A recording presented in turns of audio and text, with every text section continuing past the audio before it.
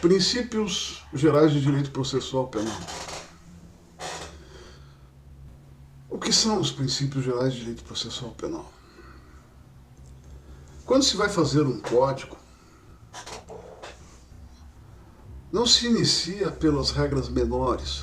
O escrivão lavrará a ata ao final da audiência. Isso é uma regra menor. Se inicia pelas regras fundamentais, pelos postulados fundamentais, pelos princípios fundamentais. Quais serão os princípios que vão reger esse código? Não se sai escrevendo artigos, dispositivos, não. Estabelecidos que sejam os princípios básicos, fundamentais, fundantes da ordem jurídica, do código, se procura estabelecer quais os princípios, as regras gerais, que vão derivar dessas regras gerais maiores. São os subprincípios. Também são princípios gerais de processo. Portanto, como na construção de um código se estabelece primeiro as regras gerais, isso significa que essas regras gerais vão estar inseridas naquela ordem jurídica. Os princípios gerais de direito não estão fora do ordenamento jurídico. Eles estão no interior da ordem, no interior da lei. Carnelucci, um jurista italiano, fala isso. E, inclusive, ele faz uma comparação interessante. Ele diz que os princípios de direito estão no texto da lei, assim como o álcool está no vinho. E como que se descobre quais são os princípios maiores de uma determinada ordem do código? Parte-se das regras e procura-se determinar, identificar qual a norma que está acima dessa, qual a norma que é mais geral, que é mais abrangente a essa. Aí se descobre qual é ela. Aí parte-se dessa outra e procura-se descobrir de onde ela se origina, qual a que abrange ela, qual a que é um pouco mais geral do que ela. E assim se chega às normas superiores. O Código de Processo Penal possui dois princípios básicos, dois princípios gerais de direito básicos, fundamentais. Desses dois, derivam todos os demais. O primeiro deles é a indisponibilidade da relação jurídica material. E o segundo é o significado do processo como garantia individual. O que é a indisponibilidade da relação jurídica material? Em todo processo, existe uma relação jurídica de direito penal. Essa relação jurídica de direito penal pode ser ou uma ou outra. Ou é o direito de punir do Estado, com o dever do delinquente de submeter a pena, ou é o direito penal de liberdade do acusado, com o dever do Estado de assegurá-lo. Ou seja, o acusado ou é culpado ou é inocente. E ele ser culpado ou ele ser inocente, essa relação jurídica de direito penal ou essa outra relação jurídica de direito penal, ambas não estão à disposição das partes, nem do juiz. Mesmo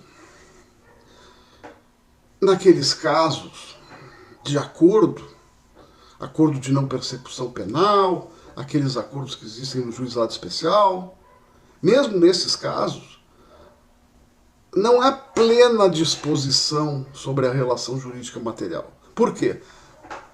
Para fazer o acordo de não persecução penal ou um acordo no juizado especial, se faz necessário que haja justa causa.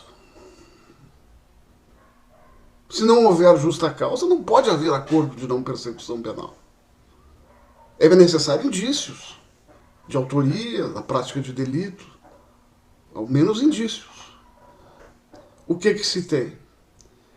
Que nesses casos, realmente, excepcionalmente, a indisponibilidade da relação jurídica material ela é mitigada, ela é diminuída. E da onde deriva esse princípio da indisponibilidade da relação jurídica material? Ele deriva do artigo 5º caput e do artigo 144 caput da Constituição Federal, que asseguram o direito à liberdade e à segurança. Direito à liberdade. O acusado inocente não pode ser preso. Direito à segurança. O delinquente deve ser preso, deve ser condenado. Então existe uma indisponibilidade da relação em função da Constituição Federal. O segundo princípio fundamental de processo penal, além da indisponibilidade da relação jurídica de direito penal, é o significado do processo como garantia do indivíduo. Deste princípio deriva, por exemplo, o princípio da ampla defesa e outros. Onde que está esse princípio? Qual é o fundamento constitucional? É o artigo 5º, inciso 55 da Constituição Federal, quando diz que aos acusados em geral são assegurados o contraditório e a ampla defesa. Pois bem, eu falei que desses dois princípios resultam outros princípios, que são subprincípios, mas também se considera princípios gerais de direito processual penal. Da indisponibilidade do objeto do processo resultam os princípios da legalidade, da verdade real, da oficialidade, do impulso oficial e da indisponibilidade do próprio processo. E do processo como garantia do indivíduo derivam os princípios do contraditório, do devido processo, do duplo grau de jurisdição, da independência do juiz, indúbio pro réu, o favor rei, da iniciativa das partes, o princípio da correlação, do juiz natural, da oralidade, da presunção de inocência, da ampla defesa e o acusatório. Princípio acusatório. Algo importante. Esses dois princípios fundamentais, o da segurança jurídica, da indisponibilidade do objeto do processo, e o do significado do processo como garantia individual, eles estão no interior do Código de Processo. Eles estão no interior das normas. E, ora, eles se complementam. Ora, eles entram em oposição. Ora, o legislador dá preferência para um. A norma de processo dá preferência para um desses dois princípios em prejuízo do outro. Exemplo, prisão preventiva. Na prisão preventiva, não existe culpa formada, não existe sentença condenatória e o acusado pode ser preso. Então existe aqui, nesse caso, uma prevalência do princípio da segurança sobre o princípio do significado do processo como garantia individual. O que se pode concluir, então, é que os dispositivos do Código de Processo Penal, eles constituem um acordo, um acerto entre esses dois princípios. há um acerto.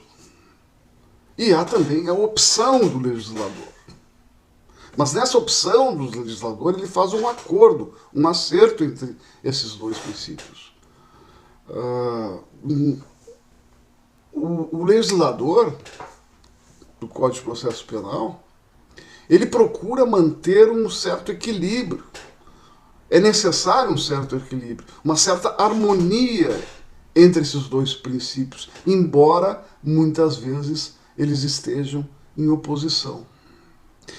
O conhecimento dos princípios gerais de direito processual é de importância fundamental para a interpretação da lei. Sem o conhecimento profundo dos princípios gerais de direito processual penal, fica muito difícil a tarefa de interpretar a lei. E como se dá a interpretação? Primeiro se busca interpretar a lei para resolver um determinado caso. Se não há lei, se recorre à analogia. Se a analogia não se faz possível, se recorre aos princípios gerais de direito. Essa sucessão, lei, analogia, princípios, não é uma sucessão estanque. Para interpretar a lei é necessário conhecer os princípios gerais de direito, porque eles estão inseridos na lei. Eles estão inseridos na lei. Outro cuidado que o aplicador da lei deve ter, o intérprete deve ter, é o de não saltar a analogia, passar por cima da lei e fazer uma interpretação principiológica. Porque os princípios, eles estão mais próximos da moral. E a moral é subjetiva. A interpretação principiológica, aquela que afasta a lei, corre o risco de sofrer os efeitos da subjetividade, dos preconceitos, da moral, da ideologia particular do intérprete. Pois bem, era isso então. Muito obrigado.